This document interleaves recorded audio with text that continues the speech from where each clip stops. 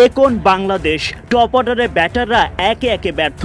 শেষ পর্যন্ত দায়িত্ব যায় রিশাদ হোসেনের কাঁধে। তিনি কিছুটা চেষ্টা করলেও শেষ পর্যন্ত পারেননি।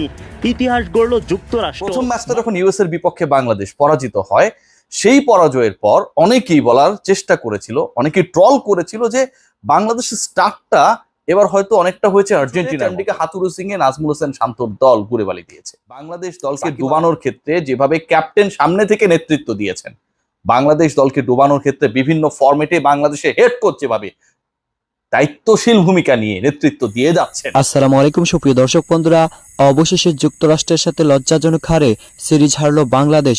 দর্শক বন্ধুরা, প্রথম ম্যাচ হারার পর অনেকে বলেছিল অঘটন ঘটিয়েছে যুক্তরাষ্ট্র, তবে দ্বিতীয় ম্যাচ হারার পর এখন আর কেউ অঘটন বলতে পারছে না।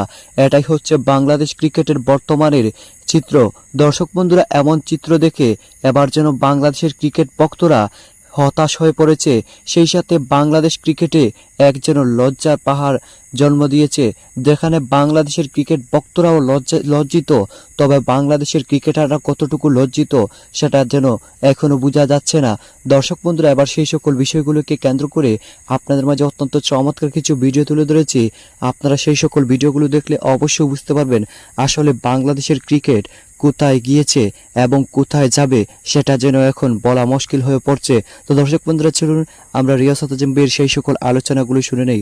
অবশ্যই ধৈর্য সহকারে পুরো ভিডিওটি দেখবেন, তাহলে এই সকল বিষয়গুলো পরিপূর্ণ বুঝতে পারবেন। বাংলাদেশের ক্রিকেটের যেন একটা অস্তমিত সূর্য আমরা দেখতে পাচ্ছি।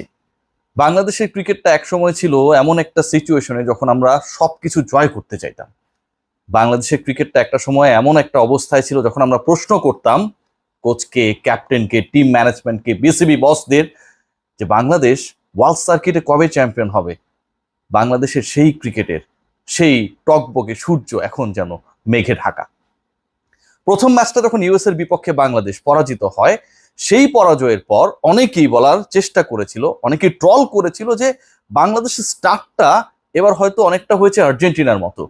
তারা যখন বিশ্বকাপ ফুটবল খেললেন এবং সেই ম্যাচে প্রথম ম্যাচটায় সৌদি আরবিয়ার বিপক্ষে পরাজিত হলো, সেই দলটাই শেষ পর্যন্ত বাকি সব ম্যাচ জিতে চ্যাম্পিয়ন। বাংলাদেশ ইউএস এর বিপক্ষে পা হড়কেছে ঠিকই, বাংলাদেশ যেন আর্জেন্টিনা হয়ে ওঠে। বাংলাদেশ আর্জেন্টিনার রোলে নিজেদেরকে প্রতীয়মান করবে, চ্যাম্পিয়ন হয়ে যাবে। অন্তত এই সিরিজটায় সেই প্রত্যাশা যাদের ছিল, সবকিছুতে চন্ডিকা হাতুরু সিং এ নাজমুল হোসেন শান্তর দল ঘুরে বালি দিয়েছে। সাকিব আল হাসানের কি একক চেষ্টা, 23 বলে 30 রান, 130 স্ট্রাইক রেটে ব্যাট করলেন, প্লেড অন হয়ে আউট হয়ে গেলেন দুর্ভাগ্যজনকভাবে।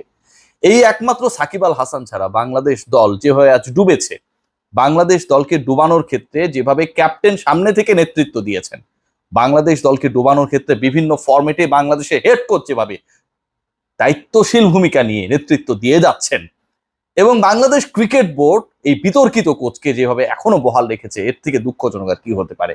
আমি আজকের ম্যাচের আলোচনায় আসবো, তার আগে কয়েকটা ব্যাপার আপনাদের সাথে শেয়ার করতে চাই। আপনারা সবাই জানেন যে বাংলাদেশ দল যেই ক্রিকেটটা আসলে খেলেছে, এই বিশ্বকাপ শুরু হচ্ছে সামনে, তার আগে সেখানটায় সবচেয়ে বড় লজ্জার নাম ছিল নেদারল্যান্ডসের বিপক্ষে বাংলাদেশ পারে না, এবং সেই বিশ্বকাপে শেষ পর্যন্ত বাংলাদেশ পারে নাই। নেদারল্যান্ডসের বিপক্ষে 150 রান করতে না পারাটা যদি অঘটন হয়, ইউএস এর বিপক্ষে টানা 2 ম্যাচ হেরে সিরিজ হেরে যাওয়াটা আপনি কিভাবে ব্যাখ্যা করবেন? এর কি কোনো ব্যাখ্যা হয়? কোনো ব্যাখ্যা হয় না।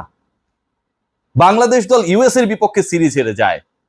ইউএসএ যেই দলটা বাংলাদেশের আগে শুধুমাত্র আয়ারল্যান্ডের বিপক্ষে শক্তিশালী দল যদি আমরা বিবেচনা করি সিরিজ জিতেছিল, সেই দলের বিপক্ষে যখন বাংলাদেশ পরাজিত হয়, তখন আসলে এই পরাজয় ব্যাখ্যাতীত। নেদারল্যান্ডসের বিপক্ষে পরাজিত হওয়া, ওই সময় দলে বিশৃঙ্খলা তৈরি করা, কোচ যখন আরেকটা বিশ্বকাপ পর্যন্ত বহাল থাকে, তখন এই দলটার যে এই সিচুয়েশন হবে সেটা নিয়ে কোনো ধরনের সংশয় থাকে না। নাজমুল হোসেন শান্ত, বললাম না সাকিব আল হাসান একক চেষ্টা করেছেন। আপনারা অনেকেই বলেন রিয়াসাত সাকিব হেটার্স, একাই চেষ্টা করেছেন ভাই। ওই 23 বলে 30 রানের ইনিংসটা তিনি থাকলে বাংলাদেশ জিতে যেতেন। শান্ত, নাজমুল হোসেন শান্ত নতুন করে একটা লাইফ লাইন পেতেন। একবার ভেবে দেখুন, একজন ক্যাপ্টেন 34 বলে 36 রান করেছেন, স্ট্রাইক রেট 105।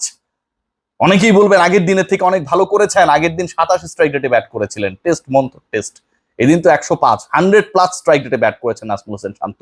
কত প্রশংসা, তাই না? 34 বল খেলার পর ক্যাপ্টেন যখন মাত্র 36 রান করেন, ক্যাপ্টেন যখন এই 36 রান করতে গিয়ে 34 বল খেলেন, মানে প্রায় 6 ওভার তিনি খেলেন, বাকি কোনো বাংলাদেশের ব্যাটার যখন 30 বলও খেলে নাই, 25 বলও খেলে নাই, নাজমুল হোসেন শান্ত যখন এতক্ষণ টিকে থাকার পরও 6 ওভার পর্যন্ত প্রায় খেলার পরও এককভাবে মাত্র 36 রান অ্যাড করেন, সেট হয়ে যাবার পরও এর থেকে দুঃখজনক আর কি হতে পারে? আরো কিছুক্ষণ থাকলে স্ট্রাইক রেট আরো নিচে নামতো। শুরুর দিকে তার স্ট্রাইক রেট 150-র কাছাকাছি ছিল। এমন একটা সিচুয়েশন আমরা দেখেছি যেখানটা 21 বলের 11টা তিনি ডট দিয়েছেন। আমরা যদি খেয়াল করে দেখি পুরো ম্যাচের চিত্রনাট্য যেভাবে পাল্টেছে, সৌম্য সরকারের ভয়ঙ্কর মন খারাপ, কারণ লিটন কুমার দাস আজকে নেই। সৌম্য সরকারের ভয়ঙ্কর মন খারাপ, তিনি খেলতেই চাইলেন না, প্রথম বলেই ক্যাচ তুলে দিয়ে আউট হয়ে চলে গেলেন। বাংলাদেশ দল যারা ফর্মহীন, যারা ব্যর্থ, তাদেরকে ব্যাকআপ করার জন্য একটা মঞ্চে তৈরি হয়েছে ন্যাশনাল ক্রিকেট টিম। যখন আপনি একটা বিশ্ব মঞ্চে যাবেন, তার আগের সবশেষ প্রতিযোগিতামূলক সিরিজটায় ফর্মহীন ক্রিকেটারদেরকে ব্যাকআপ করার চেষ্টা করবেন, পরিকল্পনা করবেন এবং তাদেরকে ব্যাকআপ করার জন্য ফর্মে ফেরানোর চেষ্টা করবেন, ঠিক তখন সেই দলের এই পারফরমেন্সটা ভাই খুব খুব খুব বেশি কাঙ্ক্ষিত। একবার ভেবে দেখুন, এই বাংলাদেশ দল 2015 ওয়ার্ল্ড কাপের আগে পরে কত সুন্দর একটা দল ছিল, পারিবারিক বন্ধন ছিল, মাশরাফি বিন মুর্তজা ছিলেন, সাকিব আল হাসান ছিলেন, তামিম ছিলেন, মুশফিক, রিয়াদ, সবাই তো ছিল, সব বড় বড় ক্রিকেটাররা ছিলেন। এখন বাংলাদেশ টপ অর্ডারে ব্যাটাররা একে একে ব্যর্থ।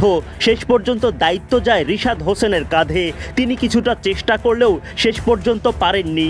ইতিহাস গড়ল যুক্তরাষ্ট্র। বাংলাদেশকে টি-20 শিখিয়ে চরম লজ্জায় দিল মার্কিন যুক্তরাষ্ট্র। সিরিজ খোয়ানোর সাথে সাথে হোয়াইট ওয়াশের সামনে শান্ত বাহিনী। মাহমুদুল্লাহ রিয়াদ এক প্রান্তে, অপর প্রান্তে থাকা সাকিবের ব্যাটে ছক্কা। স্মুথ শেভিং এর জন্য শুধুমাত্র কুল, নাথিং এলস। চাপে পড়া বাংলাদেশকে টেনে তোলার চাপ জেগে বসে সাকিবের কাঁধে। রিয়াদকে হারানোর পর কিছুটা সময় হাল ধরেন সাকিব, তবে 23 বল থেকে 30 রান করে সাকিবও বিদায় নিলে আবারও পরাজয়ের সংখ্যা ভর করে বাংলাদেশের ওপর। 145 রানের লক্ষ্যে ব্যাটিংয়ে নামে বাংলাদেশ। ওপেনিংয়ে এবার তামিম সৌম্য জুটি, তবে শুরুতে ভুল করে বসেন সৌম্য। সৌরভ নেত্রাভালকারের বলে সৌম্যর ছন্ন ছাড়া শট, বোলার নিজেই। বন্ধুরা, আপনারা হয়তো পুরো ভিডিওটি দেখে এবং এই সকল আলোচনাগুলো শুনে অবশ্যই বুঝতে পেরেছেন, অবশেষে যুক্তরাষ্ট্রের সাথে এমন লজ্জাজনক হারে এখন যেন পুরো বিশ্বের কাছে বাংলাদেশ ক্রিকেট টিমকে নিয়ে ছেলে খেলা শুরু করে দিয়েছে। দর্শক বন্ধুরা, আসলে বাংলাদেশ ক্রিকেট টিমের এমন পারফরমেন্সে যেন বিশ্ববাসীর কাছে মাথা নত করতে হচ্ছে নতুন করে।